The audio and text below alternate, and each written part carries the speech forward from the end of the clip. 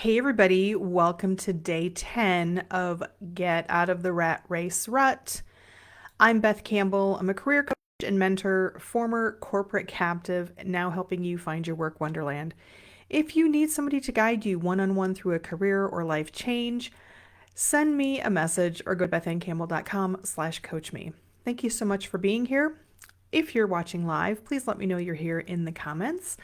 If you're watching the replay, give me a hashtag replay. And of course, if you have any questions or feedback, let me know so I can address it either at the end of this episode or at the beginning of, or at the on a future episode. Maybe at the beginning, maybe at the end.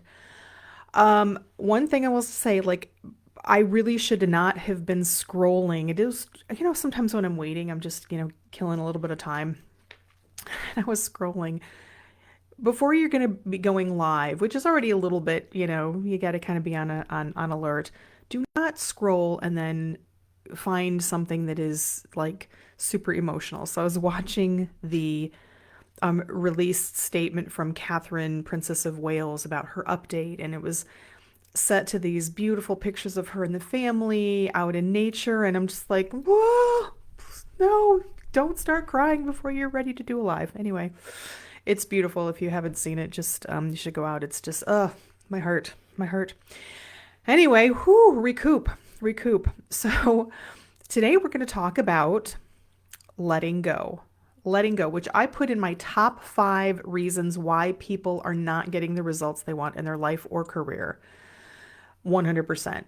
So yesterday we talked about self-image, and one of the ways to improve or change your self-image is by letting go of that negative energy that you've been holding on to for far too long. And I've had quite a few conversations lately with people about this concept of letting go or releasing negative energy. Moving on, moving forward, when you feel like someone or something has wronged you, and being unable to move on, to move forward without retribution, without justice, without sometimes revenge, and without fairness. And it's mostly been about work situations, but of course this applies to any area in your life. So what does this look like? So let me first caveat this. I always have a caveat.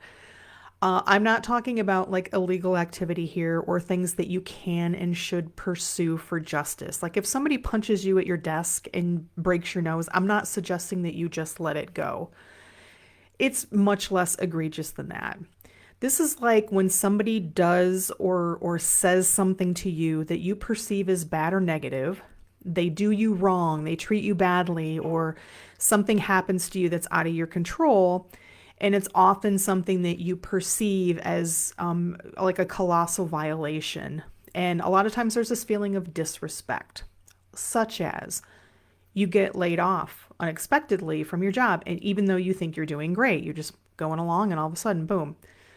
The president of the company berates you on a project call. Or maybe your boss throws you under the bus to save their ass rather than having your back and taking responsibility for a mistake that was their doing. Or maybe you got in trouble with your compliance department because you mocked up your depressed team into Lego characters to boost their morale. I don't know who that could have happened to, me. So there's this sense when this happens that you don't deserve whatever it is that's happened to you, yet it was out of your control. It weighs on you, and you want nothing more than to get revenge, to get payback, get some kind of justice or fairness, or maybe even retaliation for the wrong that they've done, but you can't. It's just completely out of your control. So you feel helpless, you feel angry, you feel frustrated. And that feeling of not being able to get justice consumes us, and it makes whatever that actually really happened exponentially more painful. You might lose sleep because you can't let it go, and you fixate on that feeling. You're still talking about it with people over and over, even though it may be months or even years after the fact, and your anger and your frustration are very much still present. You play the scenario in your mind over and over, and you try to think of how you could get some justice. And the more that you can't figure it out, the more the feeling stays with you, and you just can't move on. And it is stifling. I've seen it a lot in people's work lives, especially with things like layoffs and terminations. People don't feel like they're valued. They lose their job, their livelihood, and then The worst part of it is the assholes who made it happen, well, they're still employed.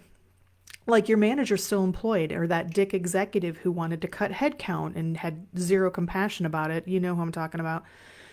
They're still employed. The company's still there. They still have their paychecks. They're still in control. And you're basically left with shit.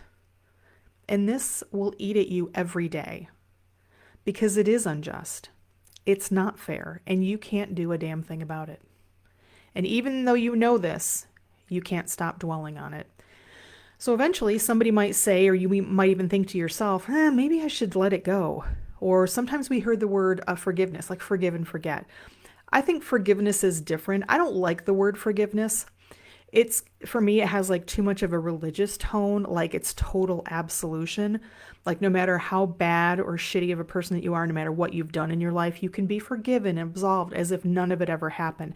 That's not what I'm talking about. It's not a complete pardon of the wrong somebody's done. It's you letting go of the negative energy that you hold around that situation. Because letting go is so important. In the long term, dwelling on these injustices that you've experienced doesn't get you fairness. The other person usually doesn't give a shit. They have long forgotten the situation, or maybe they didn't even recognize that anything happened. So I was watching an episode of this show called The Bear. So if you're a Bear fan and you haven't watched the season 3 yet, you might want to skip forward about a minute. There's a show called The Bear. It's about this guy. He's a chef, and so he comes home to Chicago after he's been out, being like great chef, and all these learning from all these masters. And his brother dies, and he opens a restaurant. And there's a scene in the very last episode of season 3, which is the most current season. He has had this mentor, or he had a mentor when he was developing his skills, who was just a dick. He was a tyrant, right? He was just really treated this chef badly, and he can't let it go. Like he's just been fixated on it. In fact, he's kind of become the tyrant that mentored him, that he hates so much. And he thinks about this tyrant mentor all the time. And then finally, he has the opportunity to confront him. And he's like all geared up for this. Like, I'm finally going to do it. He's all nervous. He follows the guy. There's some event that they're at. And the guy just is like, what the fuck? Sorry, I said I wasn't going to drop F-bombs. What the hell? Just like move on. Like he was basically just like, move on. This wasn't a thing for me.